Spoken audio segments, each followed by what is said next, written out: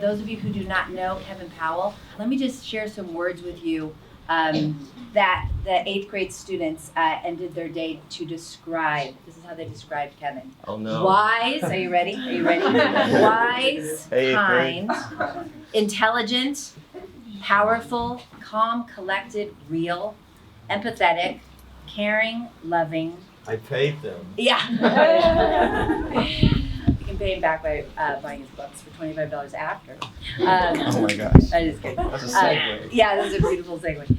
Caring, present, sympathetic, patient, genuine, passionate, strong, no judgment. He offers a safe place, deep, gumption, grounded, fulfilled, loving, and a sage. So this is what happened today at Manzanita School. But that's what I said to them. Thank you. So if you could join me and give me a warm welcome to Kevin. Thank you. Wow. Good evening. Good evening. It's good to see you all. I thought it was going to be just like a couple of people, so this is cool. Thank you all. I've had a wonderful day here. This has been beautiful. Really love the school. Don't let the suit fool you. I am actually really a hippie, and I feel right at home in a space that is in nature. And I just never seen a school like this. And I've been in a lot of schools, and I've been in all 50 states. And I just want to shout you all out, Dr. Aston and everyone who's involved. Can we just give the staff a round of applause, please? I was in the library, because I love libraries. It's just so good to be here, reading Michael Cohen's testimony. That little thing, you know what I'm talking about. And so, you know, the contrast between what we talked about today, throughout the day, with students, with faculty, with staff, and then what we just experienced, you know, with this testimony. I mean, we are in deep times in this country. And so let me just start from the very beginning and saying, you know, I see everyone as a part of the human family, as a part of the human race. I saw some of you all were pioneers back in October, was it? Pioneers up north? And that's what it's about for me. You know, how do we bring people together? You know, one of the students asked me, I'm not sure, is Hazel here? Was it Hazel? They're on the way. They got second time. Okay. Asked me, what did I believe in? I said, well, I believe in, you know, what Dr. King believed in. I believe in what Bobby Kennedy believed in. I believe in what Eve Ensler believes in. I believe in what Bell Hooks believes in, which is love and peace and nonviolence. And how do we bring people together? Let's celebrate, absolutely, our differences, our uniqueness. You know, we're all beautiful people. I'm proud to be an African American. It's Black History Month, just like I'm sure folks are proud to be women or to be queer, to be whatever your identities are. One of the last sessions we did today, we had students go around and you know, talk about their background. Some folks said I have Italian blood. Some folks said I'm Jewish. Some folks said I'm German. Some said Swiss. Some said Venezuela. Some said Brazil and Peru and different places. I think if there was ever a time in our country's history, hey Kyla, a time in our country's history that we need to celebrate ourselves and bring people together, it's now. I mean, would you all agree? There's a lot of ugliness out there, and I just, let me just say this up front. I do not support racism, sexism, homophobia, transphobia, classism, ageism, ableism, it's anti-Semitism, Islamophobia, anti-immigrant sentiment, anything that is perpetuating hatred and division and violence and fear amongst people. And I'm certainly going to talk about manhood and toxic manhood tonight, since that's what was promoted for this gathering, but I just needed to say that because I just feel, you know, we got to make an effort. We got to make an effort to have what we and the students were talking about today. And some of y'all remember, you know, we're talking about compassion and empathy. How can we have compassion and empathy for each other? You know, I don't know what to believe with Michael Cohen, what we heard today. I just know that we have a very, very, very huge divide in this country, you know. And it hurts. It hurts, it's traumatic, it's traumatizing. EJ asked me earlier, you know, what am I hearing around the country? And what I'm hearing from the country as I travel the country, since January, I've been in Nevada, I've been in California, I've been in New York City, New York State, where I'm from. I've been in Louisiana, I've been in Virginia, a whole bunch of places I can't remember. There's a lot of fear out there. Anyone a little nervous about where we are right now in the country? A lot nervous, a lot concerned. What's going to happen in 2020? What's going to happen beyond 2020? what do we do for our children? And I got to tell you all, and I need to say this to all the parents. Where are the parents out here? Make some noise if you're a parent. All right. Parents, I say this everywhere I go after I have had these sessions with your children, with students, young people. These young people are brilliant. These young people are brilliant. These young people are geniuses. These young people are geniuses. You should be proud of who you are raising, and I know because I was raised by a single mother, and I drove my mother crazy at times, but be proud of what you have created, because your children, you know, be it Noah and Noah and Noah. There's a lot of Noahs at this school. You know, Kyla, you know, Mick, Gabe. I'm trying to remember names. Ty, Jai, Mr. Wiggins, Colton. Trying to remember names. Hazel and Finn. I feel like I met 2 Finns today. Is that the twins? I met a couple twins. I met some triplets. And just, you know, your children are geniuses, are geniuses, are geniuses. And they've been exposed to things we couldn't even imagine 20 years ago. How many of y'all know what I'm talking about? Just the technology, the information that's out there. And we had some deep conversations about manhood, about leadership, about diversity, about where we are in this country, you know. And so I just need to say that to you all.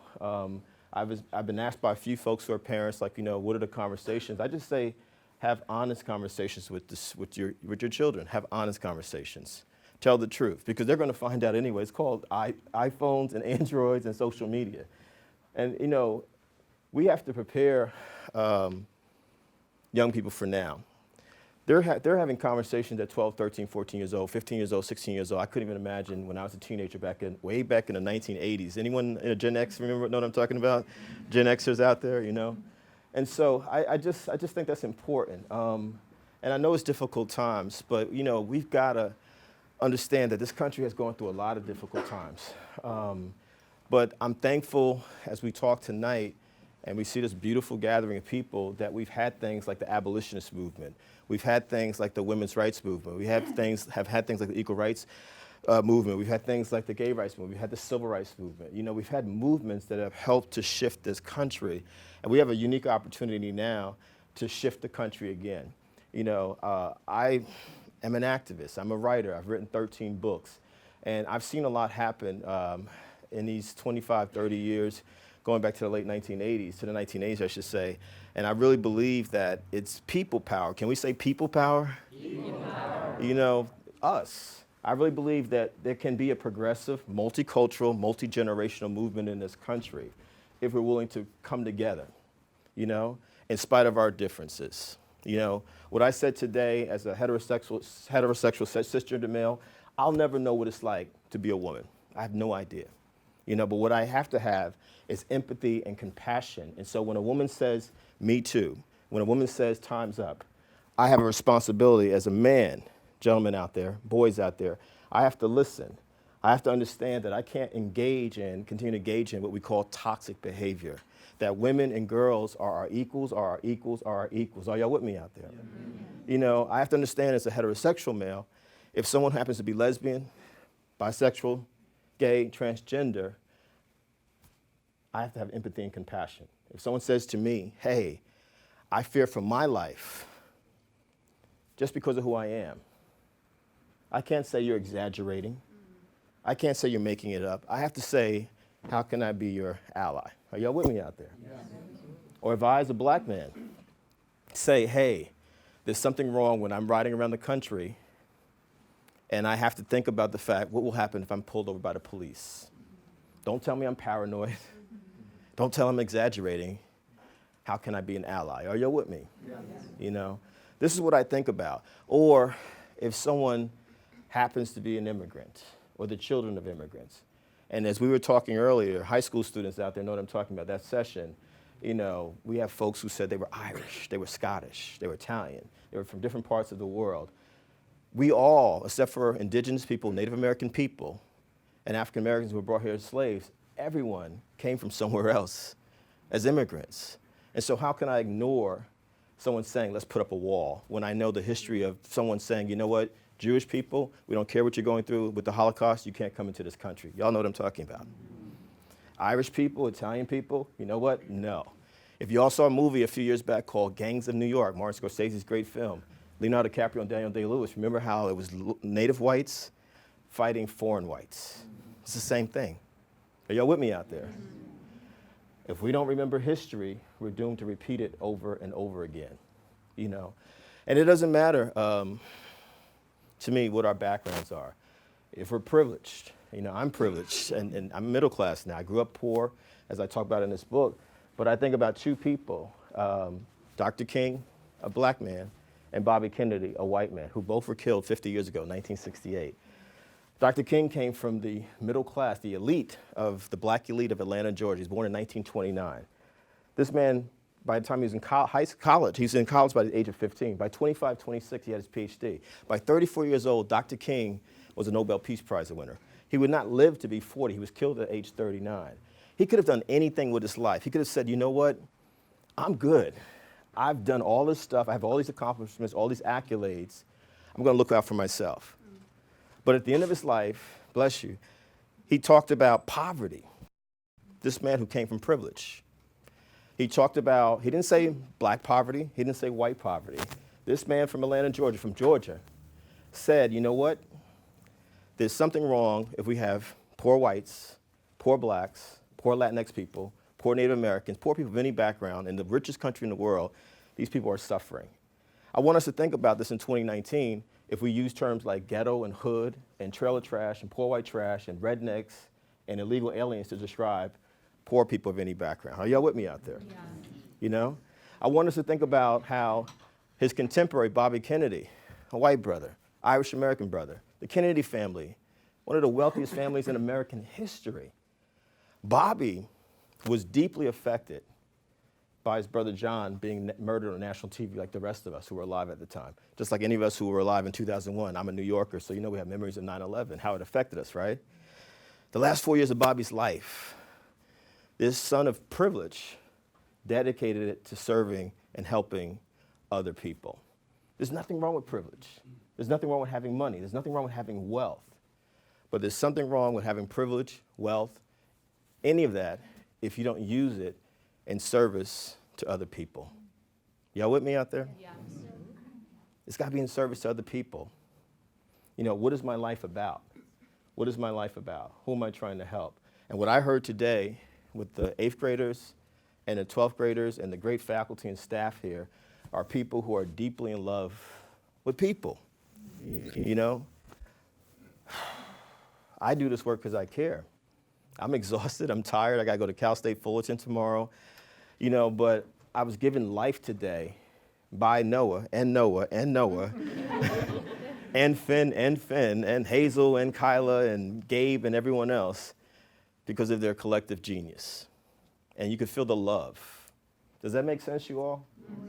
You know, people keep asking me, you know, Kevin, you're out here, you've been doing this work for a long time. Is there some grand solution? Like, what are we gonna do? I'm like, it's a simple word, it's called love. Love. And if it was actually being utilized around the world, we wouldn't have the problems that we have. Like, what's wrong with love? What is wrong with love? What's wrong with loving our environment? I'm a vegan. And as I said to someone earlier today at this school, being a vegan over the last 12, 13 years made me think about the environment. Made me think about global warming. Made me think about how I treat animals, how we treat animals. Does that make sense, you all?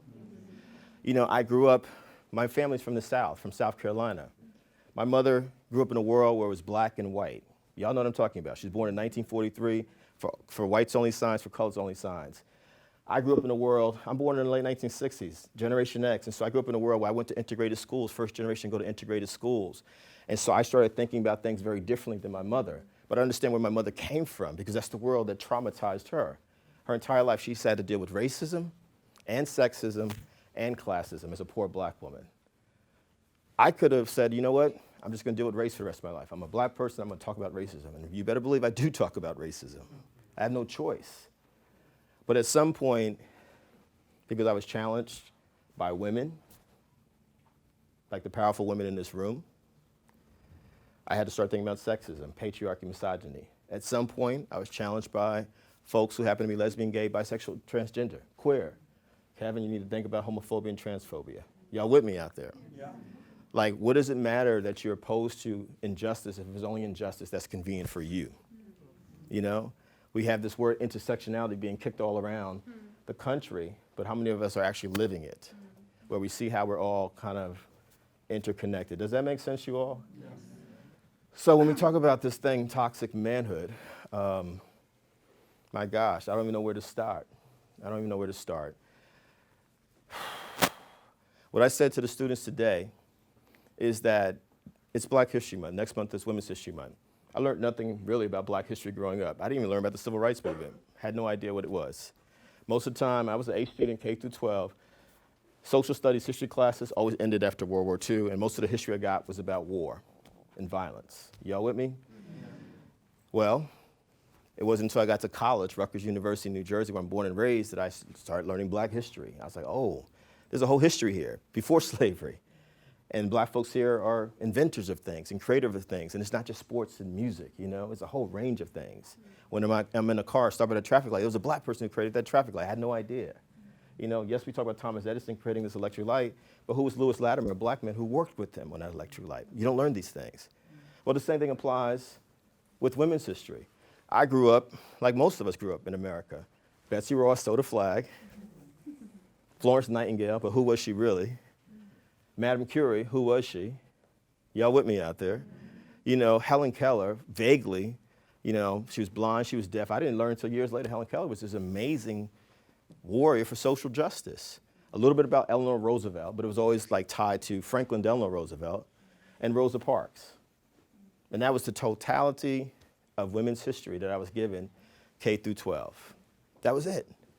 And so I grew up the way a lot of us who identify as males grow up. I played sports. I love sports. I'm a baseball fanatic, ran track. I played every sport. I love video games, all that kind of stuff. But I also was socialized as a boy very early on that women and girls are just a couple of things. One is a mother figure, caretaker. Two, sexual object, early. I'm 6, 7 years old being told by men, this is what you do to girls. And then if we become very blatantly misogynistic, women and girls become punching bags in some form. Hence, #MeToo, time's up. I was never checked on anything. I was told, you know, as a kid, or what we did is with each other as boys, we policed each other. So by the time I'm in the 4th or 5th grade, Black boys, white boys, Latinx boys, Asian boys, it didn't matter what our background, we're grabbing girls' body parts in school. We're saying disrespectful stuff to girls. Y'all with me out there? Mm-hmm. Why is this important? Because what Dr. Aston said earlier today, there's this thing called rape culture. You know, as we hear these stories about R. Kelly and Harvey Weinstein and Woody Allen and Bill Cosby, and I mean a long list of folks. And I know women like Annabella Sciorra, the great actress, for years. She's from Brooklyn, where I'm from. I live in Brooklyn. I've been in Brooklyn for almost 30 years, New York City. For years, I wondered why she wasn't getting work. Well, someone had decided that because she, as she talked about, you know, alleged this happened to her from Mr. Weinstein, no more work, or it dried up, except for a few instances, you know, which is tragic. You know, this is tragic. And so the question, gentlemen out there, boys and men, we have to ask ourselves, even if you're not the kind of male who engages in this toxic behavior, you would never call a woman or girl any kind of derogatory term, you would never touch her without her consent. God forbid you would never rape her or murder her, anything like that. But you know people around you, in your synagogue, in your masjid, in your church, in your fraternity, in your organization, in your school, in your community, who are engaging that behavior. You hear the conversations in the locker room, as we talked about earlier today. You know, we hear it in these different spaces. And we as men, as boys, don't say anything about it. I wish this was said to me when I was 12, 13 years old. I wish it would have been said to me when I started college. But what was said to me instead when I got to Rutgers was that there's so much sex happening on this campus. This is the boys talking to the boys, the men talking to the men, that we don't even need electricity to keep the lights on. So it was almost like an encouragement to exploit the young ladies on the college campus. Encouragement. And so I'm saying to you all, you know, we got to be willing to have some difficult conversations in our country about race. There's a reason why Black Lives Matter exists. About gender, there's a reason why Me Too exists. You know, we're not the country that we used to be. We've made tremendous progress. I'd be lying to you if I had said we did not. But we're still not the country we can be either, because we still got to go deeper into our souls. Are y'all with me out there? Yes. You know, it makes no sense to me. I'm a visiting scholar at James Madison University in Virginia this semester. I go there in January, and the week I get there, the Ku Klux Klan is actively recruiting all over Harrisonburg, Virginia. One of my colleagues is a scholar named Dr. Goldberg, Jewish brother. I'm a black brother. And we say to each other, how are we supposed to be comfortable working here? It's 2019. You're Jewish, I'm black, KKK. Y'all with me? Yeah. So I want to shut up. And I just want it to be a community dialogue for real, because that's what we've been doing all day. Is that right, students? The vision for this school represents a tiny ripple of hope, you know? Because this is beautiful. This is what we need. You know, schools that have the courage to say, let's bring the community together and have some conversations. Let's expose our young people to nature. Let's expose them to a respect for livestock, for animals. Let's bring them back to the land. You know what I mean? I wish I knew something like this. I'm a boy of the city. My mother's a Southerner. I'm a city boy who only knows concrete. You know what I mean? So I just want to thank you all for being here. I did not expect this many people, but I'm really grateful. And let's make it a dialogue as equals. Can we do that as equals? Is that cool? Is that cool? Equals? All right. So thank you all, and let's talk. So, and we can just raise our hands and say our names. And is that all right? Okay. Cool. I'm going to sit down. All right.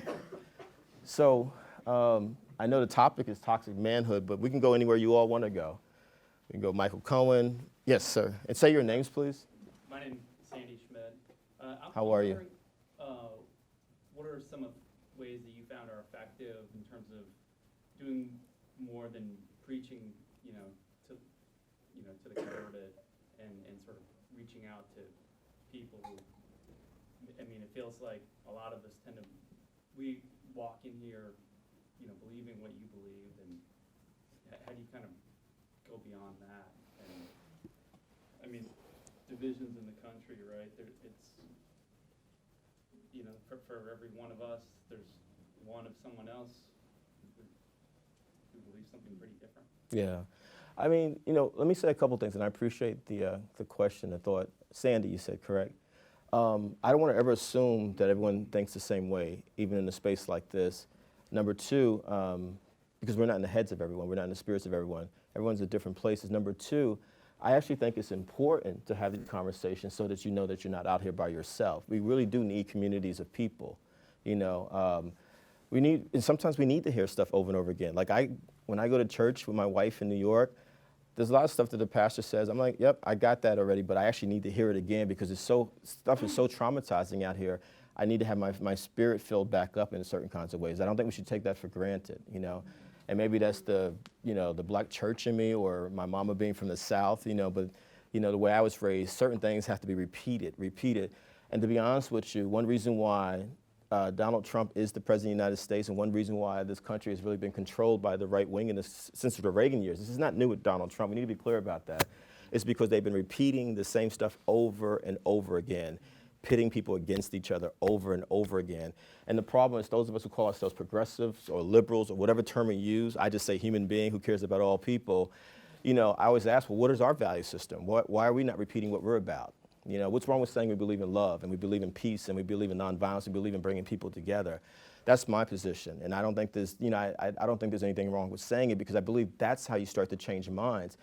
I'll give you an example. Last year, January 2018, I was in Texas, and I was told the heart of Trump country.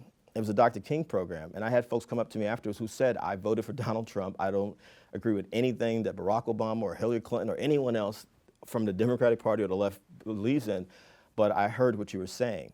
I have a responsibility, or we have a responsibility, to try to reach everyone. Let's bring it back to Bobby Kennedy for a second. Anyone old enough to remember when Bobby Kennedy ran for president in 1968? Anyone in this room who's willing to admit that? Okay. Bobby Kennedy, white liberal brother from the Northeast.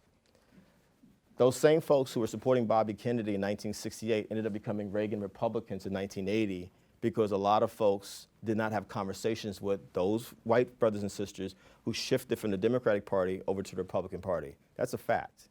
You know what I mean? We just wrote them off, you know, and I love Hillary Clinton. I wanted her to win in 2016. I voted for her. But one of the worst things that could ever come out of our mouths is referring to working class white people in this country as the deplorables. It's like calling people ghetto, hood, trailer trash, rednecks, et cetera. And so I don't think we should write off anybody. I think part of the problem, the students and I were talking about it all day, is that who's speaking to these folks? Who's having these conversations? In 2016, about a week before the election between Trump and Clinton, Hillary Clinton and Donald Trump, I was in the state of Washington. I was in a cab with an Uber with a white brother, older white brother, and I just said casually, "What do you think about the election?" You know what he said? He said, "Hillary Clinton is a communist Muslim, and she's going to turn the country into a communist Muslim state." Well, where did he get that from? Because someone, y'all know who, has been repeating that language over and over again. So fiction becomes fact. And so we do have to say stuff over and over again. And, you know, and I say this as a New Yorker, and I love California dearly, but Californians and New Yorkers, y'all know that there's the American South and there's the Midwest. We got to be in those places too. That's what I do. I go everywhere. And if it's not physically being in those places, because this is what I actually do as my life, I'm saying even on the internet, on social media, Instagram, Facebook, are you engaging people? And not in a way where we're yelling and screaming at each other, because I don't think that solves anything, but are we willing to have conversations? And my challenge to folks who call themselves progressive liberals, you know, are we willing to listen? And some of these folks that we're talking about are actually in our families. That's a fact. Y'all know what I'm talking about. And so it means that we gotta do the work. We gotta be willing to do this work of educating people, because a lot of us have been grossly miseducated in our country. That's very obvious. That's very obvious. Many of us don't even know what it means to be an American. We don't know anything about basic American history. You know, when we start saying stuff about building a wall, I'm like, do you not recall how we treated Jewish people, Italian people, Irish people? But many people don't even know what I'm talking about, because they don't even know basic American history. And so I do think that we can't assume that they were speaking to the choir. I'm like, let's start having this conversation and saying, hey, this is America, not what you're saying it is. This is actually the real history of America, and this is how we got here. And I just think that folks are going to continue to manipulate this stuff if we don't speak up on a consistent basis, even if we think that we're talking to the choir in any given room, you know. I need the choir. I need, students, what did we say earlier today? What do we call it? Safe what? And what do we say? No what? No judgment. We need these spaces. We do. Brother Sandy, we need it. We need it desperately. Because this is like, these are healing spaces. These are therapy spaces. If half of us raise our hands and say we're scared of what's going on in America right now, that means there's some trauma there that we need to heal from. Because how are we going to do the work if we're not willing to heal? Does that make sense? That's all I feel. And I'm like, we've got to say this stuff, you know? Anyone else? So I can leave? No. I just have a question about the toxic masculinity and the rape culture. Because I heard that word, I don't know, a couple years ago, and I shared this today, that I had a reaction to it, like it sounded extreme. And I also think I love culture, and I couldn't imagine that there's actually a rape culture. Like, where is that culture? You know, I'm freaking out. And I just felt it was a strong statement, and I didn't really know what to do with it. And then when you talked up in Pioneers, and you shared kind of a sequence of events, and I was reflecting on my own life and on watching young boys and men, and just there's something about one example I'll give you is I've taught a lot of subjects. I was teaching math, and I remember a student raising their hand and sharing, a young female-bodied student sharing something very heartfelt, and I heard snickering from boys, and I was able to track that back and realize that that's a silencing. And it's subtle and not subtle. Yeah. And that's the beginning. When the sacred voice of my sisters, and because I have power, I'm a male body, my daughters have taught me that, I have power I don't know about. And I just wanted to ask you to touch on that, the early stages of like where we see that and where we can catch that and where we can call ourselves out on it and call each other out as male body. Wow. Well, so, like I said, I was raised by my mother and aunts and my grandmother. It was a very matriarchal setting. So you would think, hey, and they're all from the South, and you know, you would think I would be conscious of how I treated girls, but outside the household, it's hypermasculinity. I played sports. I played video games. You know, boys policed each other at school. You know, we were often fighting during lunch or fighting after school, you know. And if you didn't fight, you were called some sort of sexist or homophobic term. Y'all know what I'm talking about. Some way to put you down. And here I was, an A student, as I may have said earlier today. I'm not sure if I said it tonight, because my mother didn't tolerate bad grades. She raised me literally with an 8th grade education, but she stressed education, education. But I did everything I could to even kind of dumb down being intelligent, because it wasn't cool for boys to be intelligent, you know, heterosexual boys to be intelligent. And I knew I wanted to be a writer since I was 11 years old, because I discovered a book when I was 11 called For Whom the Bell Tolls by Ernest Hemingway, and I fell in love with literature. And I was like, I want to be a writer, but I kept that to myself because, well, boys shouldn't be artists. Well, why can't I be an artist? How many of y'all saw the movie Billy Elliot? Remember that movie Billy Elliot from back in the day? And how that conflict with his, what was his brother and his father around, well, you want to be a dancer? Like there was something wrong with him, you know? And so I think that it starts very early, this policing that we do. And it takes on many forms, you know, and it's like we might think it's not a big deal, but if a boy is running around the school, grabbing a girl's body parts, that's beginnings of patriarchy, sexism, misogyny, rape culture. You know, if a boy or boys think it's okay to lock a girl up in a space and it's not a big deal, that's the beginnings of rape culture. You know what I mean? To capture her, to hold her. I've seen this happen. I've heard about this happening. Y'all know what I'm talking about. You know? And, you know, we, gentlemen, fellas, younger and older, we got to think about this stuff. The language that we use, you know? The language that we use to describe boys, that we use to describe girls. You know, I think all of it plays a role in how we're socialized. And this cuts across race, because this applies to everyone. This is white, this is black, this is Latinx, this is Asian. And I think what the Me Too movement has done is force all of this out of the closet, so to speak, just how the civil rights movement forced these conversations around race and racism. And it makes people uncomfortable. I said to the faculty earlier today, I was at an elite private school for all boys in Boston in January. All the boys said that they were uncomfortable. These are teenage boys because of the Me Too movement. And let me make it clear to those who identify as males in this room, we're not saying that all men or all boys. What we are saying is, you got a responsibility now to be woke, as we say. There's no going back. Just like Dr. King said in his letter from a Birmingham jail back in the 1960s to our white sisters and brothers, you got a responsibility now to be woke. There's no going back.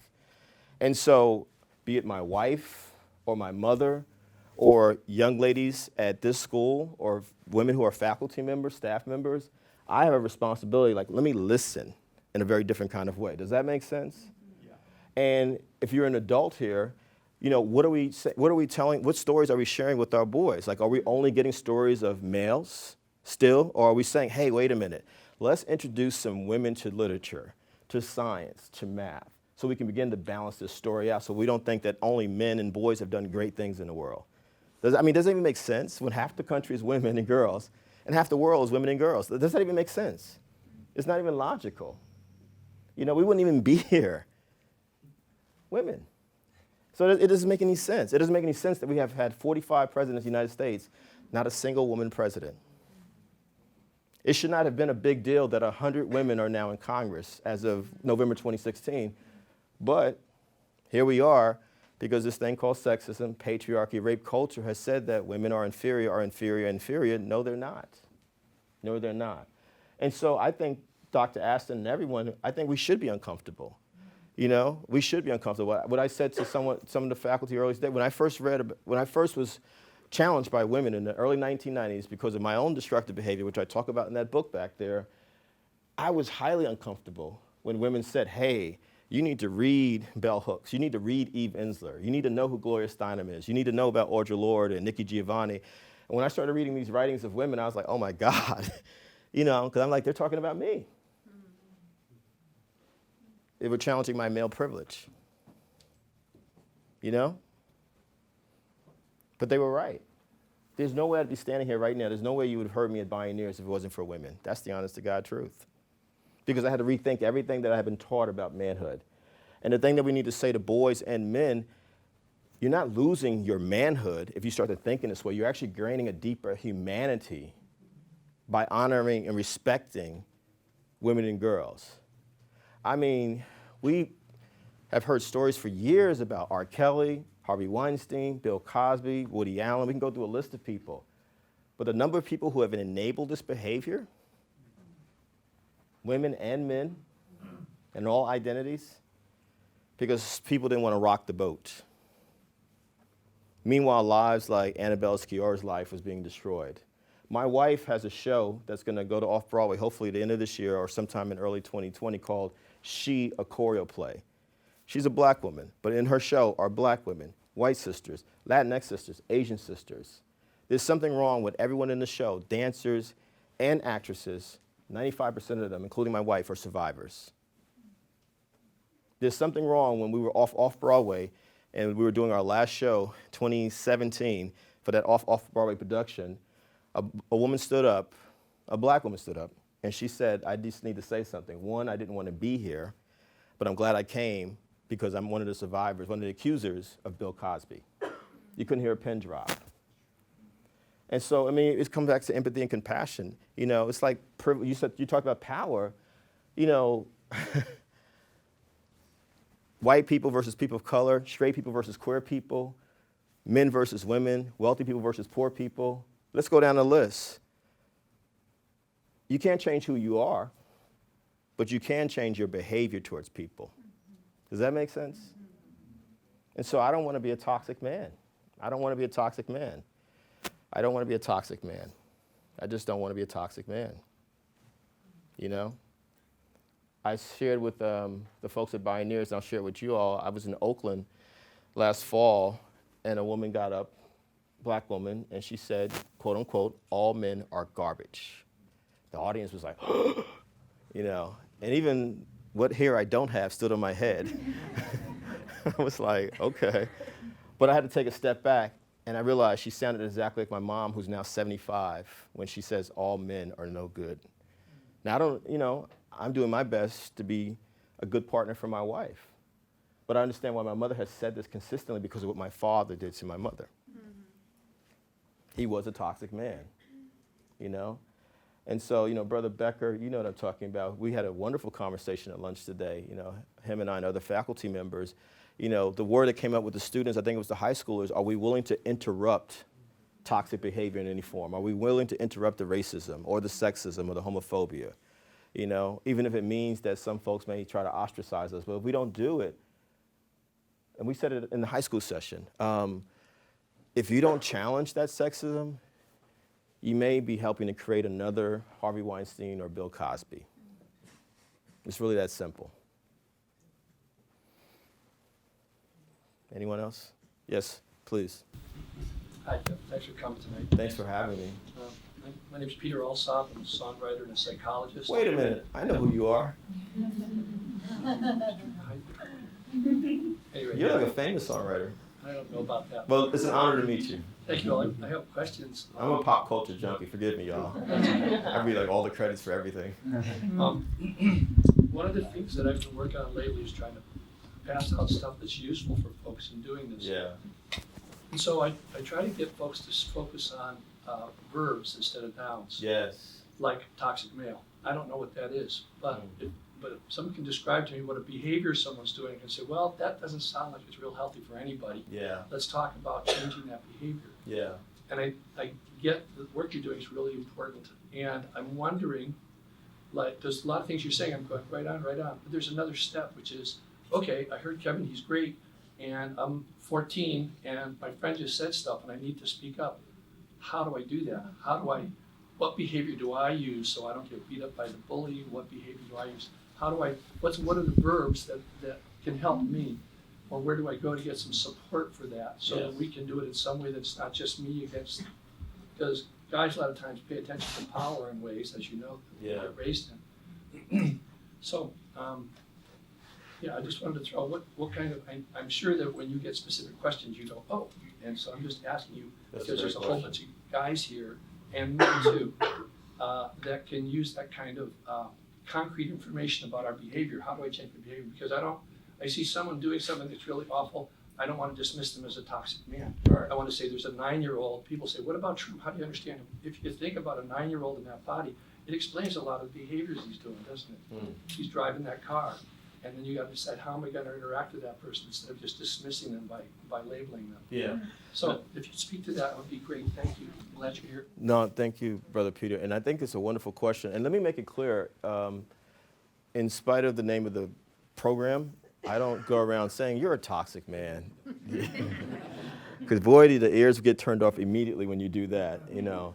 What I do say, you know, since you said the word verb, we need to redefine manhood. We need to redefine manhood. We need to redefine manhood.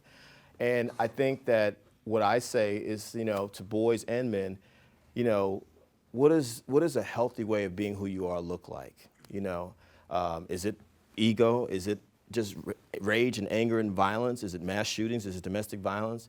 Or is it trying to work things out? You know, is Jasper here? Hey, Jasper. Jasper asked a great question today. I don't mean to put you on the spot, but since I did put him on the spot just now, but it was your question. What do I say?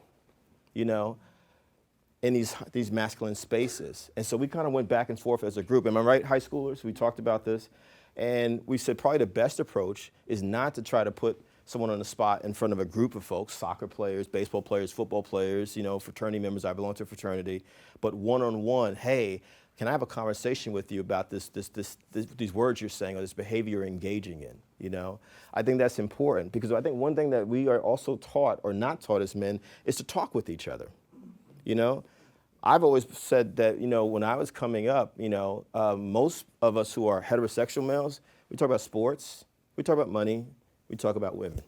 That's it. I really believe that a lot of us just have never had any kind of expansive conversations around manhood. Why do I feel this way? Because I've done enough of these workshops around the country where I've asked all groups of men, all types of men, you know, what is a man? Responses are always the same. Responsible, takes care of the family, yada, yada, yada.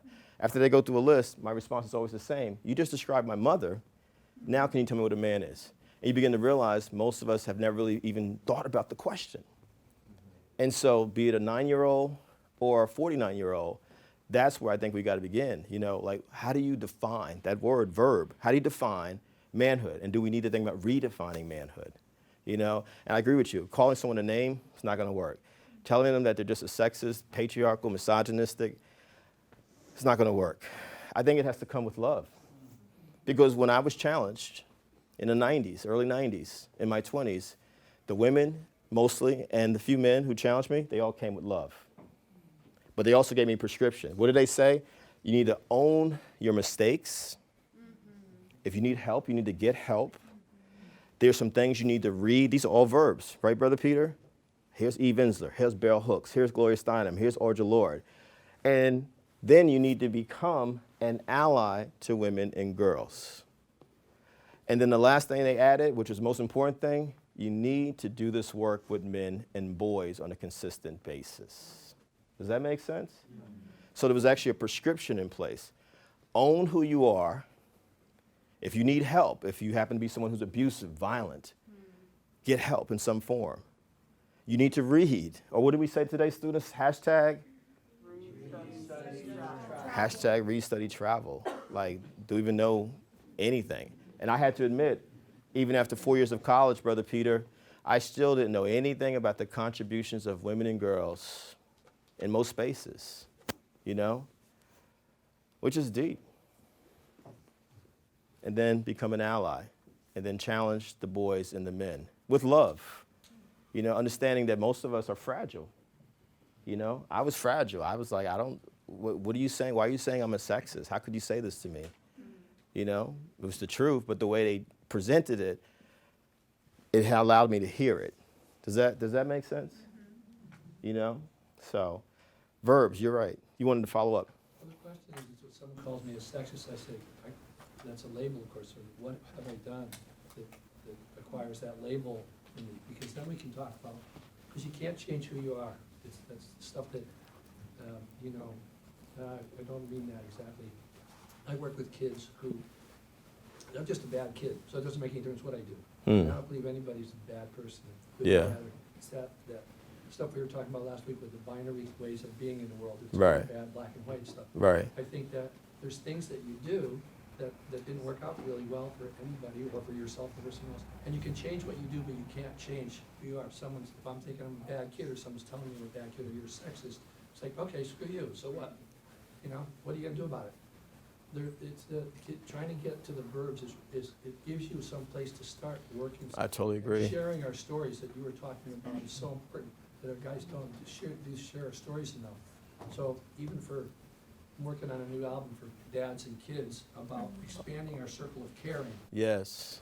because that's what needs to happen. It happens naturally as you get older and you become a grandparent or you parent and go through this whole thing. But and guys are pretty much self-focused. Women tend to be, I mean, we're real similar, but there's some differences in the way our brains work. And women tend to be more social than little girls are, and little boys. If anybody's got little boys, little girls, there's a Yeah. difference in that. Yeah. So understanding that girls tend to be more social and guys don't do that as easily or as naturally. So how do you help your child be more social? And there's all sorts of stuff. I'd love to hear from some other people too about this and think about that. Absolutely. Do you want to jump in? I did. Yes, please. So I'm listening to all of this and agreeing with things, but then I'm thinking another step. What you're really talking about is redefining our humanity. Yeah. Because if you're talking about violence that men perpetrate on women, let's go a step further and talk about the violence that we perpetrate on ourselves as men, as women, that internal dialogue, the things that we don't say because it would be vulnerable or feminine or That's right. girlish That's right. to do those things. So we've defined portions of human expression as this is male, this is female. If it's female, the culture has, That's right. segregated that. And so it seems to me that the first step Mm. is that self-love and that Yes. self awareness to say, I'm claiming this aspect of my humanity back. I love that. I love that. And that's a verb. That's a verb.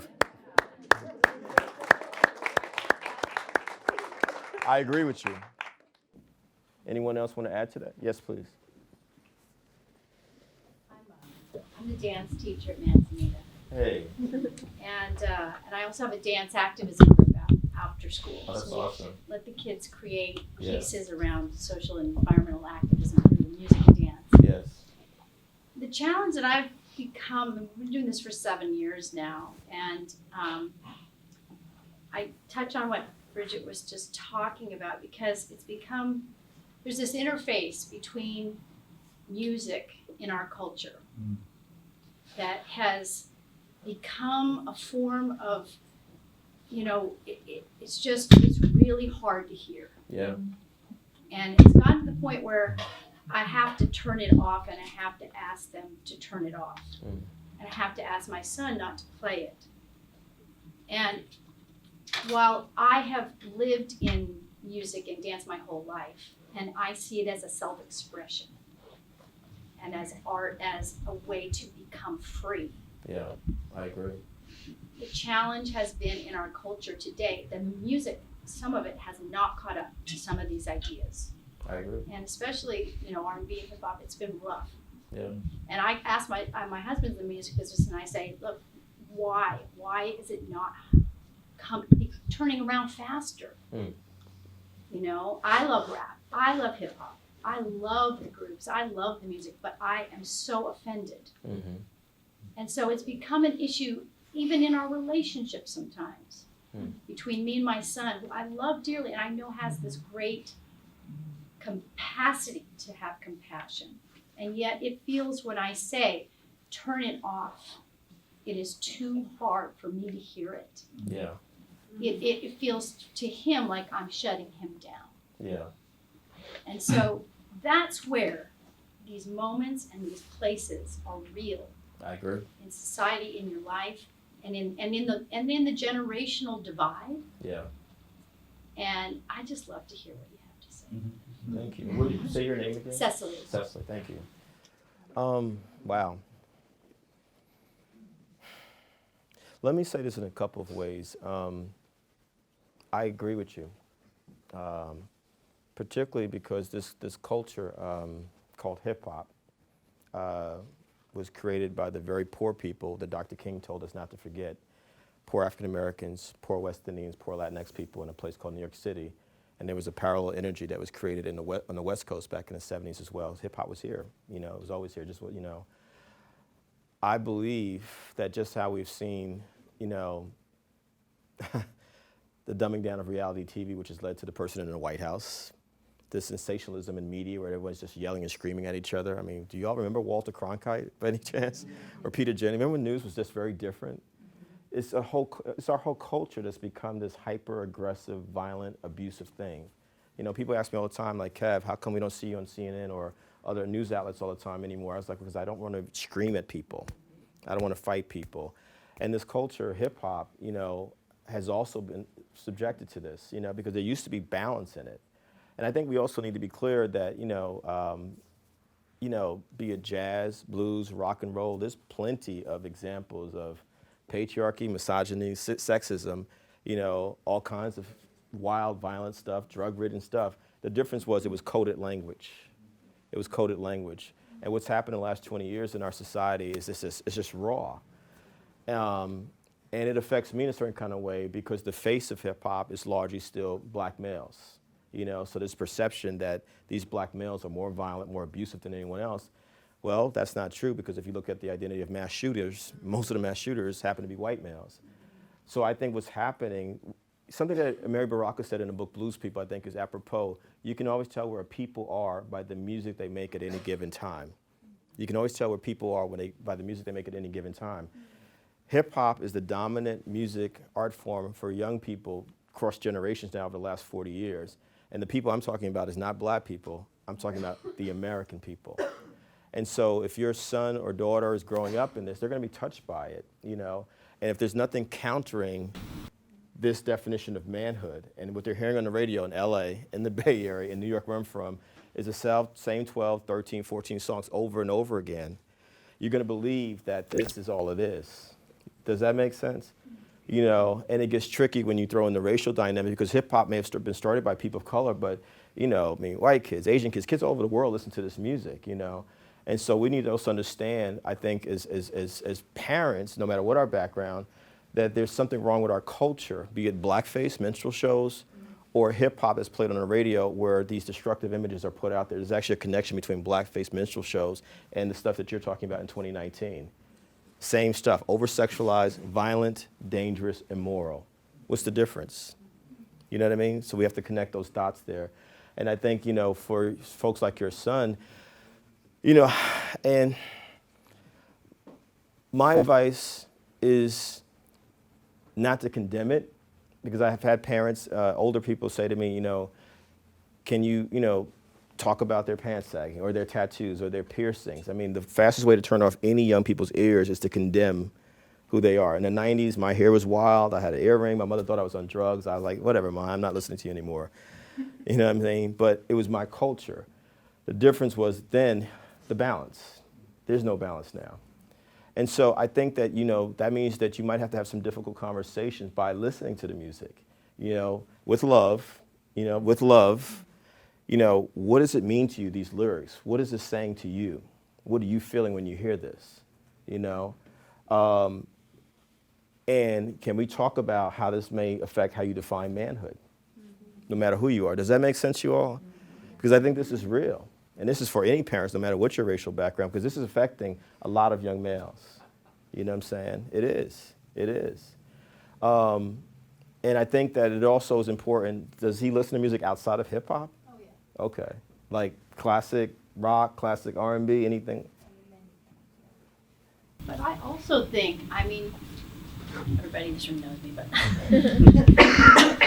it's not, for me, it's not just a problem with the boys. It's us as women and girls saying, we will not listen to it. We will not, or like you're saying, finding a bridge, finding a bridge of love for sure. But what is this lyric saying? Yeah. You know, what is this really talking about? Yeah. You know what I mean? Is this lifting me up? Is it putting us down? Is it further defining women as the beautiful people they can be, or is it defining women? And it's mostly the misogyny that I'm talking about. Of course. You know, that's really the point that I'm making, is that it's, And that's the majority, unfortunately. yes. You know. And you're right, because it becomes this thing where, you know, we as boys, quote unquote, think that, you know, we're being dissed, or our music, our culture's being dissed, you know. And I how many of y'all listen to hip hop? It's a lot of hands. Let me make a couple suggestions. Go back and listen to a song called Dear Mama by Tupac Shakur. Why? Because in that one song is all this amazing balance. And Tupac had issues. He was charged with sexual assault, and he went to jail for about a year, you know. But there was also someone grappling. He only lived to be 25. He'd be 47 if he was alive right now, which is crazy when you think about it. But he was grappling with his definitions of manhood, because he had this powerful woman, mother, Afeni Shakur. He was taught to respect women and girls, but all of a sudden he found himself in this hyper-masculine space called the entertainment industry, or the music industry, and specifically hip-hop, you know? And so he's got all the policing going on, and then he found himself in this male box. And so what I'm saying to you all who listen to hip-hop, we gotta be willing to have those conversations about this male box, you know, with love, you know? And I agree with you. I mean, like I said at the very beginning, I have no idea what it's like to be a woman. My wife will not listen to this stuff. We listen to jazz, instrumentals, you know what I'm saying?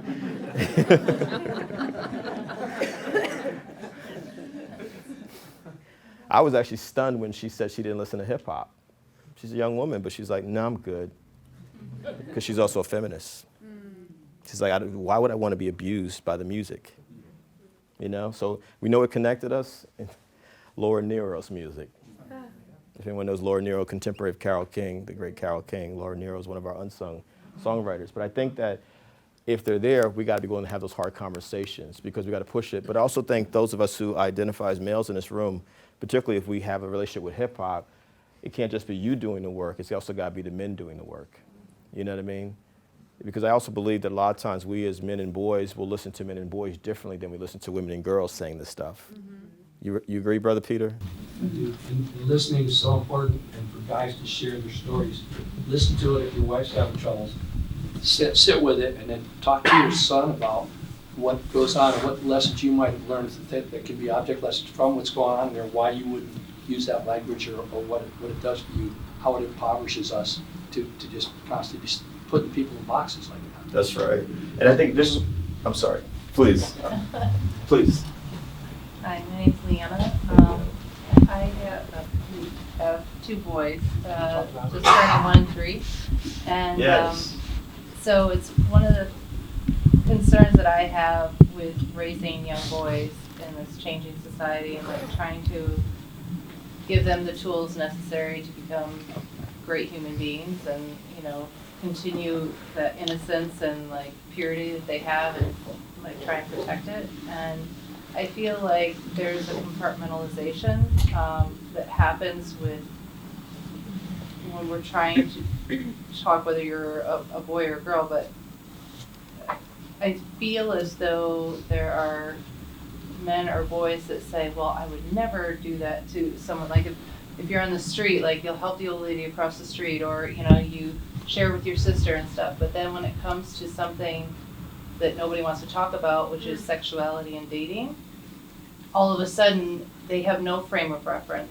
And the only frame of reference that they have is, you know, the stuff you don't want them to learn from, which is either on the internet or in pornography or whatever the case may be, or, you know, magazines. And so it's like they're being really nice to women, and this is kind of the way that it's been out in the open, but when it comes to an enclosed space where it's just two people and it's an intimacy thing, they're learning all the exact wrong things, and then all of a sudden it's like a switch, and you know, they don't know any other thing, because that's not something that we talk about as a community. That's an excellent point. You know, because this is work I do around with men and boys, I've read as many of the stories as I can, and it's just been jarring, like Charlie Rose, Matt Lauer, Bill Cosby, Harvey Weinstein, all these names of people who are in these incredibly responsible, powerful positions.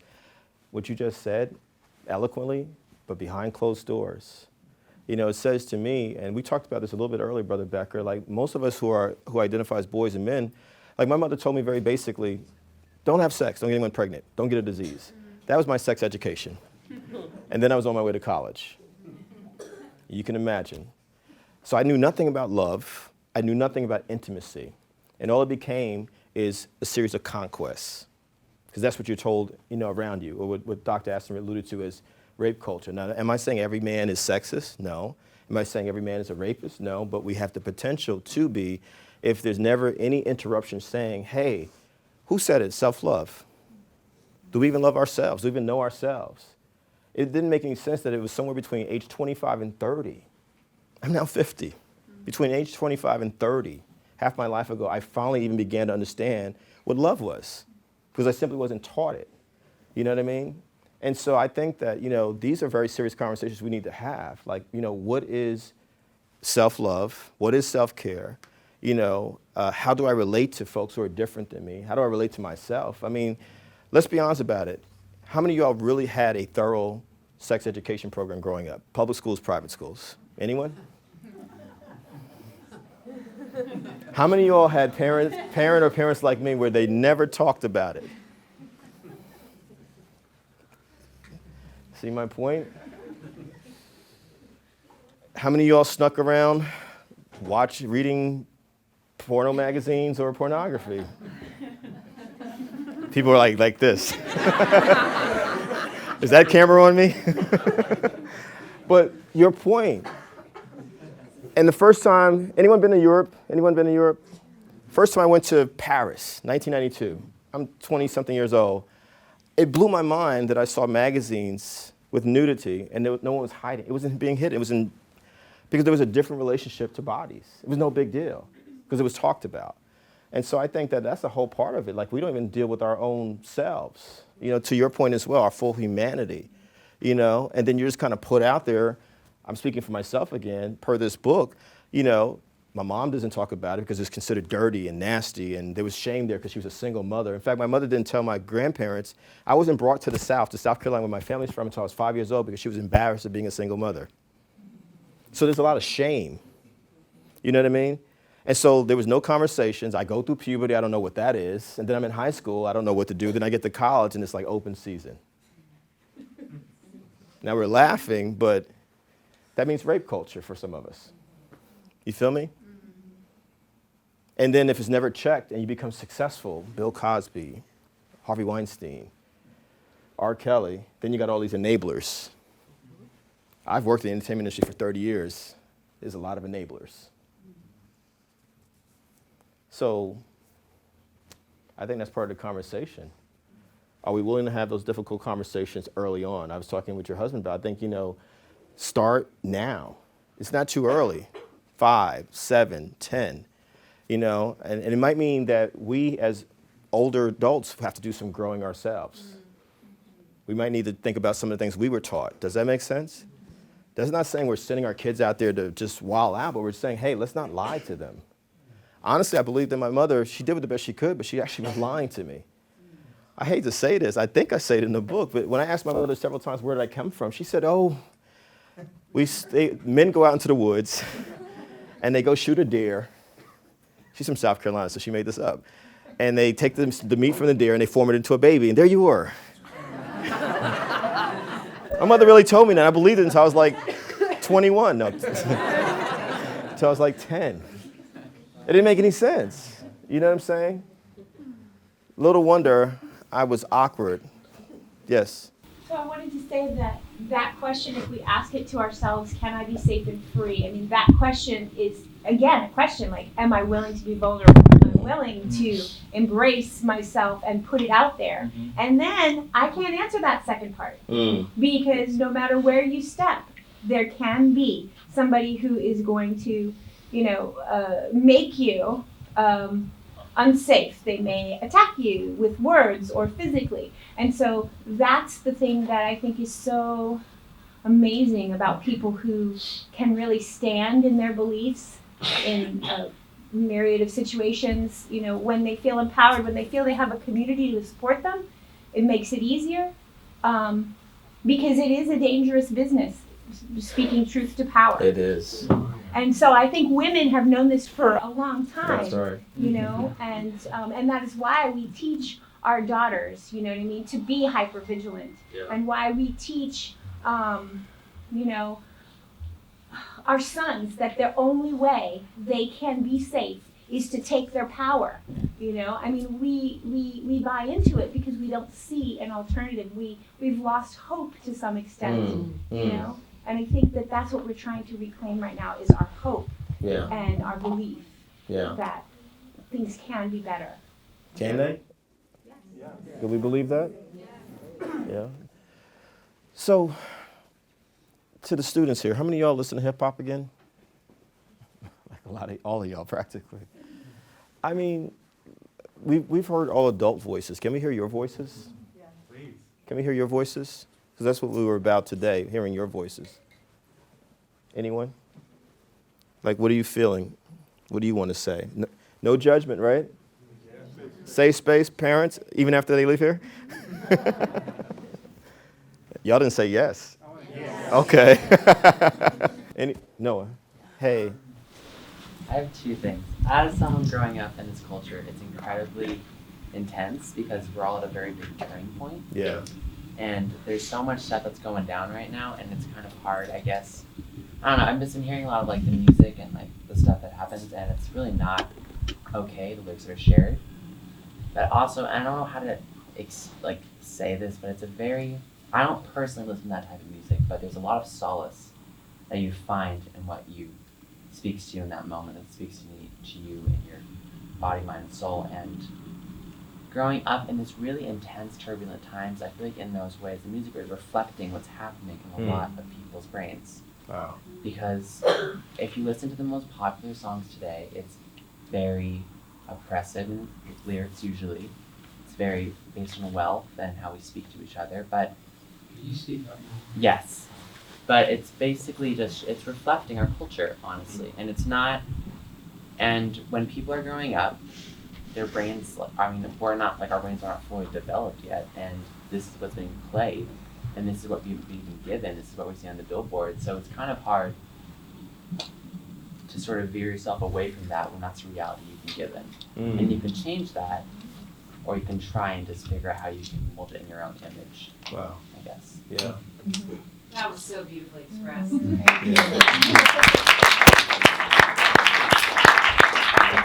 Other students? Anyone under 30 want to speak? Or 25? Y'all were speaking all day. Is it because the parents are here? They're not even going to answer that question. Anyone, well, any of the parents, older adults want to respond to what Noah just said? Yes, please, doctor. I was struck by, in some experience I've had with mostly young women that have marked their bodies with cuts or things. And as much as I've come to understand, it's an externalization of an internal world that's so full of intensity. I just can't move through the world without marking it on my body. That's maybe a simplification, but it's a little bit of the internal world. And I feel like what Noah was saying was that the internal world that kids are inheriting is so full of intensity and oppression and fire, and that when they can drop into this music that's externalizing it in sound and word, and I think I've heard young people say that doesn't mean that's me. Right. You know, when Jenny was in labor, she wanted me to read these horrible stories. I couldn't understand why. The story of Art Pepper getting all his teeth knocked out, and Chet Baker, and all these guys getting beat up. Chronicle of Jazz musicians. And I was like, later, I'm like, you don't like that stuff. Why did you want me to read that to you? And she said, I just wanted to hear people in more pain than me. It's okay if I tell them. Wow. You know, let me say this. And when I was at Vibe magazine, Quincy Jones started Vibe magazine back in the 90s. Did anyone see the documentary on Netflix on Quincy Jones, which was really... And so one of the things I remember was that they said to us in the 90s at Vibe that our target audience was 13 to 30-year-olds. And I was like, wow, that's interesting. And they were like, this is who we're going to sell this culture to, this music, you know. And I say to young people now, y'all who are born, all the students are born in the 2000s, is that right? You know, we couldn't have imagined this just 20 years ago. I remember when Steve Jobs announced this. You know, we couldn't have imagined, you know, older people indulge me for a second. Remember, kids, when we were growing up, back in the 1800s, we had like 4 or 5 TV channels. 3. And then at midnight, Star Trek or The Honeymooners, remember that? And then the TV went blank. And then you woke up in the morning, you heard the national anthem, Star Spangled Banner, and then the cartoons came on. Do y'all remember that? Yes. Then all of a sudden, in the 90s, and some people had HBO way back in the day and ESPN, but then cable, and it just became nonstop. And so when Noah was speaking eloquently, I mean, that really parallels, you know, what has happened. Everything's been sped up. I mean, how many of us have a hard time unplugging from our stuff, our cell phones, from social media? You know, I mean, today I was like, oh God, it's like a vein. I gotta get my Instagram, I gotta get my emails. And I do agree that a lot of the music is as intense as our times, you know, and I almost feel like we have purposely or unwittingly targeted young people as consumers, you know, and some people don't care, you know, and it's almost like our children, young people, have become like, what's that famous book? They're on the island. What's the book called? Lord of the Flies. And so what I'm saying is, what we have to be careful of is talking about young people as if they're not here, which is why it's important to listen to them. You know what I mean? And so we can begin to bridge that gap and to have that connection. Because, you know, yeah, I love Tribe Called Quest, but I was also someone who grew up thinking that jazz was boring. You know how I got turned on to jazz? Bridget Fonda was in a movie in the 90s called Point of No Return, and the whole soundtrack was Nina Simone. That's how I got turned on to it. It was through pop culture. You know what I mean? And so it might mean we need some creative ways to have these conversations where we can get someone from Cardi B over to Tribe Called Quest or Lauryn Hill, right? You know? It's not gonna be easy, but I don't think we can afford to give up because again, what I heard today from the students, and I hear this with students all over the country, is this genius. You know, we just want to be heard. And if we're honest about it, parents, older adults, we know what it's like not to be heard because we were once teenagers. We know what it's like to be told, you know, you can't do certain things, or certain things are not going to happen, or your music, you know, my mother still thinks hip hop sucks. She's talking about 80s hip hop. I'm like, I don't even listen to that anymore. I'm like, that is way back in the, she's like, Run DMC. You know what I'm saying? But I also agree that we can't afford to allow the culture to turn us into racist or sexist or classist or homophobes or transphobes. So there has to be that interruption with love, you know, where we search for our humanity, you know, where we understand, as you said back there, brother, that it's bigger than all of this. But we got to get there. You said the word journey. That's exactly what it has to be. And that might mean we have to go on this journey with our children, with young people. And that means that we might need to be open to, there's things that we can teach them, but there's things they can teach us. I'm born in the 60s. I don't know what it's like to be born in 1996 or 2006. It's a very different world. Have you, all of you have had, who has children here? Think about how much, would you agree all your kids came out of the womb with almost like they knew how to use technology right away? Am I right? It's a different world. We grew up in, remember how big our computers were? You know what I'm saying? So I just, you know, just on behalf of younger people, just think about that, you know, how they've been bombarded. I mean, Noah said it very eloquently. You know what I mean? We don't have to agree with everything, but like, hey, this is the reality that they've been brought into. And so I think it behooves us, if we have children in these times and if we're teachers or faculty, we actually need to know this music and this culture, even if it's offensive. So then we can actually have a conversation about it, you know? Yes, I'm sorry. So my son was at Manzanita School and no longer is. He's 19. And one of the things he once said to me when we had one of those, I can't remember anymore even what conversation it was. And for those in the room, it was Benjamin, of course, the younger one, who was very insightful. And he at one point said, when I was just praising him of good he is and he's the hope of the world, he said, it actually sucks. Wow. Because it's a lot of load on me and us. So I really hear that from them, having seen them. I don't know why it brings me to tears, but there's a part of me that's really like, I didn't want that for my children. Nor did I want that. So I didn't like them to listen to the songs either. I most of the time shunned my ears and didn't have those conversations, and I regret it now in Wow. this conversation. I'm like, I should have. Thank you know. for the honesty. I don't want to be shooting myself, but Right. I am. Right. I had other honest conversations with them, but I'm also realizing the weights that carries for them that they have to clean up. So allowing them to maybe just listen to something that, like you said, we listened to and they were encrypted, and we didn't listen to them as intensely and as accurately as they are coming out. And again, I don't even know because I don't listen to them. So it's really hard for me to know what it is, except that I know that it is not something we want to listen to apparently. But giving them a bit of slack of like, I can do my best, like you said, your mother did, to have kind human beings. And I saw the best quote ever the other day, which I don't often go on Facebook, but it was, raising a kind human being means having them look at the janitor the same way as the CEO. And I think that is really what it Yes. comes down to. Yes. And so my hope is that even with listening to something that we don't like or that our parents like, my hope is that with the honest conversation, as much as I can, and I failed on the one with the songs, I get it, that they still come out on the other end and letting them slack in some things. That's just what I heard Benjamin say. Is like, it's a lot to carry this earth into a better world once you leave. I mean, yeah. Thank you. Thank you. Wow. And I just want to say, I love all these. I mean, those are just amazing kids, and I don't want you to go under of what you can accomplish either, you know, to achieve that. I know all of you can, and I mean, I just love this community and the children and seeing them though, so I don't want you to play low. Dr. Paul's going to mention, what are you there saying? Well, but, you know, yeah. that's just giving a little bit of slack. And I agree. And Gabe, you remember what we talked about earlier? We talked about homework. Remember we talked about homework?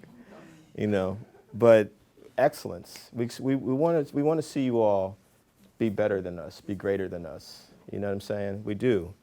I don't want to say to you all what was said to my generation. Gen Xers know what I'm talking about. We had the baby boomers, civil writers say, you know, we screwed up, and now it's your turn. Like, you can't throw all that weight on young people. It's actually our turn. We're still here. You know what I mean? Like, let's do this together. Global warming, we got to deal with it together. Racism, sexism, you know, whatever it is, we got to deal with it together.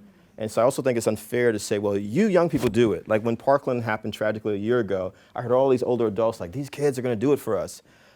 I mean, that still speaks to the savior complex, but we're going to throw it on teenagers now. That's really, or preteens even. That's unfair, don't you think? Yes. You know. Yeah, and I would actually go to say that that's what breeds toxicity. Yeah. What we're talking about is disowned rage. I am a 48-year-old woman. So it's really naive to say that we've never been here before. I agree. We've been here many times before. I totally and agree. I don't expect anyone in this room to kind of stand up and make it better. Yeah. Whether they're 14 or 50, it's Yeah. like, as you say, it's all of us, but that's just also very naive. Yeah. There's unexpressed rage. That's why people are toxic. Yeah. We're privileged. We have an opportunity to sit together and talk together, and I can get really angry and upset on behalf of the teenagers in the room because they don't have the voice at the moment to say it. But in 5 years' time, they will, and they'll turn around and they go, "What the F, Mum? My kid wants to listen to the music he wants to listen to. Just I listen to the music I wanted to listen to because it was inappropriate, because it was going to piss my parents off, That's because right. it was raging against the machine." And it's like, if they don't have that freedom, how are you going to survive without that? How are you going to survive without art? You're dead. Yeah. And so I just think we've got to be so careful about being politically correct. Yeah.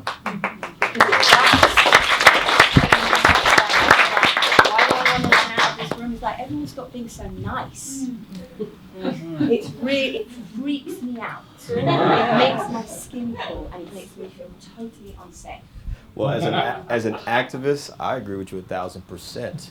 I think that we should be enraged, you know, Yeah. because this is. Rage has created everything that we see in the world. All the activism has come from rage. All the activism has come from this is no longer okay. It's not come from, no. Everyone is standing up now. Everyone is standing up. It's not just in America. It's the whole just world. way bigger than that. It's the whole universe is going, what the F is happening? I agree. And get awake and I speak agree. up. And it's got to be about being brave, you know? I grew up in a lot of violence, and so it created a fighter in me. Yeah, same here, same And here. so, you know, I'm not special, I'm really not, but I will not be silenced. And that's what growing up in anger teaches you, is that you will not be silenced, Yeah. and everyone will have their moment. Can I, no, thank you. But yes, because we need to hear all of that. Yeah, but I don't need to be clapped. Can we show you love? Yeah, I feel the love. Okay. Really, But can it's I- very simple. But let me say this, and this is with all due respect. There have been few people as angry as me since I was 18. This is my life. One thing I had to learn at a certain point, there's proactive anger and there's reactionary anger. Of course. You know, what are we building? Because we all know what we're against, but the thing that I always say to folks, well, what are we actually trying to build? You know, and what's the strategy that goes with that rage, that anger? You know what I'm saying? Give you an example. When Trayvon Martin got killed, we were all angry. Black folks, white folks, all kinds of folks out there in New York City, thousands of people. We get out there, we say all this stuff, then it all disappears. There has to be a strategy with it. You know what I'm saying? But not everyone knows that. You know what I mean?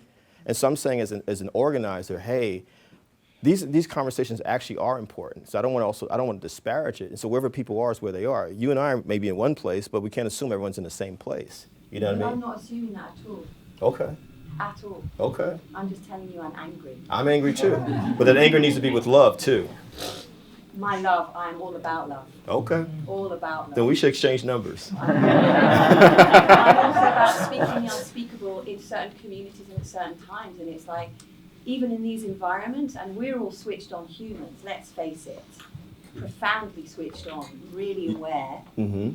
and yet we're all frightened of speaking out, of really speaking true, because that takes trust, that takes committed community, that takes time. And we're people that live together, but none of us don't know each other. Then we should make an effort to get to know each other. That takes time. Okay. And that's what activism is, isn't it? I It's agree. what bonds us together and make a commitment. So I'm I have here- no point. There is no point. You have no point? I have no point. Okay. There is no point. It's just speaking the unspeakable. What's your name? My name is Kate. Hey, Kate. I'm Kevin. Thank you. Thank you.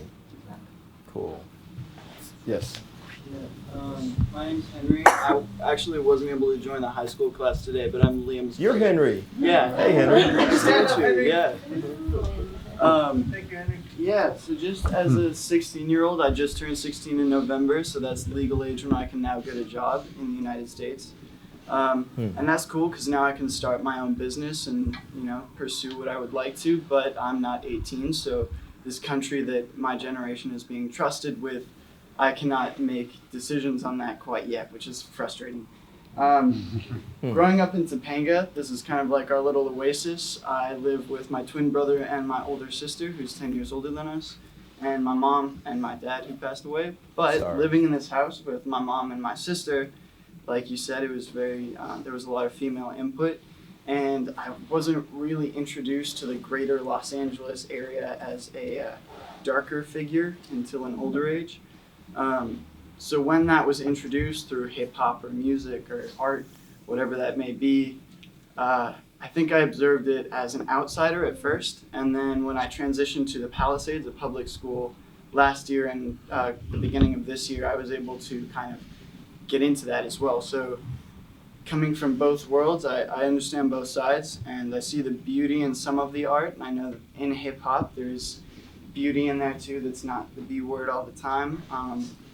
So I can protect and defend both sides, as well as understand that my sister doesn't like a lot of that stuff, and she does like a lot of that stuff. And there's misogyny that comes from the women in that business too, which I understand and have listened to.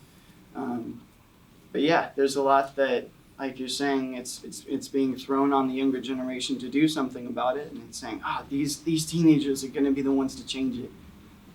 I am not of legal age to do anything yet, so as a legal intern, not being paid yet of something else, what can I do? You know? Yeah. That's what Well, I'm wondering. I mean, that's not completely true, because if you look at any movement, bring it to Kate's point, in America globally, much of the change that's happened through history has been fueled by young people. Let's not forget that Dr. King was a very young man when he led the Montgomery boycott. He didn't even live to 40. And so I actually respectfully disagree. What the young people of Parkland, Florida did last year, which led to this whole kind of national conversation around gun control, was amazing. There've been plenty of mass shootings before Parkland last year. But the organization of those folks, David and Emma and the other young people from Florida, forced her to go somewhere else because the anger, the rage that she was talking about, along with the strategy, you know what I'm saying, and support from people led to this conversation. We hope that this continues. And so I actually don't think it matters if you're 17 or 27. You just have to do something. You have to do something. I think, and correct me if I'm wrong, Kate, what you're saying is we got to do something. You have to do something. Your local community, get organized, get involved. You know, what can I mobilize where I'm at right now that says, hey, I care about the future of this country, the future of this world, you know? When you turn 18, you turn 18, you know? And it might mean, okay, I register to vote, I can work in a certain space, whatever, but nothing's gonna stop you right now from being the leaders that you can be. What I say to young people is just make sure you know the history, you know current events, and you actually pick up tools to actually be a leader, you know? Speak, can I organize, can I mobilize people, can I gather people like this without having a speaker come in from New York City, because you don't need me here. Y'all don't need me here. You would agree with that, you don't need me here. Do y'all agree with that? You don't need me here. You don't. You know what I mean? What we need is someone to stand up and say, hey, Kate put a challenge out there. Can we get to know each other? It's a simple organizing thing. It's like we can build that trust, you know, so we can continue to support this school, this community, and the work that we are doing here. You know, as we bring students out into the world, whether they go to college or not, you know, y'all are going to be going out in the world and affecting things and shaping things. And so I think you got to just say, what can I do right now? What do I need to do? And for me, it's like, do I know, can I articulate current events? Can I articulate what's happening in this world? Can I articulate some part of history? You know, do I know how to bring people together? You know, do I know how to rally? Do I know how to protest? Whatever it is that you feel you can contribute. Because not everybody's going to do what I do or what you may do, Kate, or other people may do. I'm going to be out there in the streets. But I also know how to talk policy. You know what I'm saying? I've made it a point to learn how to pick up different skill sets that enable me, you know, to be able to move in these different spaces, the nonprofit world. How do you set up a foundation? Whatever it is that you want to do, but find something that you're actually passionate about, you know, and then you do it. You can't wait. You can't wait. Well, I want to say thank you for sparking this conversation and for your book, which my kids read, so I've been reading, and it's great. And although I want Kate, because I love her love of plaid and her adoration of teens, and it does inspire me, but I just want to be radical to Kate, but also just to say that as a parent, and something that my husband and my children have taught me, and that it's just a good reminder that all these conversations, they get so serious and we get so bunched up of what's the right thing to say and the wrong thing to say, and to not forget about finding the joy in these conversations, and that they're happening, and in that they can be exchanges. It doesn't have to just be us telling people because we're taller than them that we know better, that it can actually be a back and forth. I had Gabe, since he was singled out musically in my car not that long ago, and he played a song for me and I played a song for him. That's what's up. You know, he was teaching me some things that I felt parentally I probably shouldn't let go on in my car, but I also exposed him to a little Charlie Daniels band. Oh, wow. And sort of, you know, just it can be with love and joy that we have mutual conversations, and not just us doing all the knowing of everything. You know, you made me think of a point, and can I just say I'm a massive fan? Can I just say that? Just thank you. When the women's marches happened, what was it, 2 years ago, right after Trump got in, we had a community, my organization in New York, BK Nation, had a community meeting. And there was one person in particular who went off on all the women who came out who had never been at a march before. We gotta be very careful of being self-righteous too, you know, especially like trying to out-woke each other, you know what I'm saying? Because I see that a lot, you know, and I've been an organizer for 34 years. This is not something that's just, I'm just saying. I just think that the beauty was, like, we can't control what people's entry points are into doing this work. Like, we don't know, like, okay, I decided I want to start the school, Dr. Aston and the team 5 years ago. This is my entry point, you know? And I think that, you know, I keep coming back to James Baldwin, I keep coming back to Dr. King, I keep coming back to my friend Eve Ensler, who created the Vagina Monologues. If you get a chance, go to YouTube. There's a conversation Eve and I did in Berkeley about 3 years ago, in 2015. Eve has been through hell and back, amazing human being, but she kept talking about, Julia, joy and love. You know what I mean? And I think there's a way, and I'm just speaking for myself, everyone, I can't speak for anyone else. It's like I've needed through these years lots of therapy, spiritual work in different forms, you know, being so angry that I've burned bridges and destroyed relationships and realizing, hey, you know what? Everyone's not going to do what you do, but let's encourage them to do something. You know what I mean? Does that make sense, you all? You know, and because I feel like what the right wing has shown us in this country and around the world is that violence and hate has become the dominant dogma. And what I feel like has permeated, it started to filter into us. I see it on social media all the time. I see it in certain kinds of gatherings, is that we're spewing hate towards each other. And we're supposed to be on the same side. You know what I mean? And so I want us to be careful and mindful of that. And that's all I'm talking about. You know, yes, rage, anger, organize, do something, get to know each other. Like in the tradition of the black church, y'all should not leave this space without getting information for 3 or 4 people you don't know. In fact, I'm going to challenge y'all to do that per Kate. Sister Kate saying that, because you're right. Don't leave this space with folks you don't know. But I also want to bring it back to like, yo, what is the world that we want to see? I want to live in a world where the world that I want to create is what Dr. King called a beloved community. You know what I'm saying? You know, and it might mean that some of us actually need to practice that now. Not just say what we want to have happen, but what is our behavior now toward each other? Does that make sense? Mm-hmm. That's why I'm a vegan, you know, and I don't judge meat eaters. I grew up a meat eater, but I said at a certain point, okay, I think about what I put in my body. I think about how these animals are treated. I want to actually practice what I'm talking about, you know? Like, what's wrong with love? Like, what's wrong with it? As we are raging against the machine, which we absolutely do, because this is a nightmare, what's happening. This is a nightmare, what's happening, you know? But if I could say this as a black person, given all that black people have been through in this country, and if women can say this, given all that women have been through, no matter what your background, you know, I think we got to make an effort, you know? So let's not applaud me, let's applaud each other. Can we do that? And can we make a commitment to like,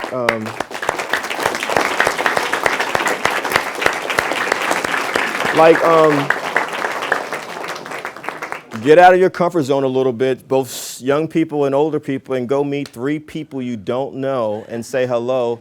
And maybe Sister Carrie, JC, like, you know, there's like a listserv or something, a group where we can stay in touch with people and like, hey, and these conversations should be consistent, right? Am I right? These are important, necessary community conversations. Yeah. So thank y'all. Thank you.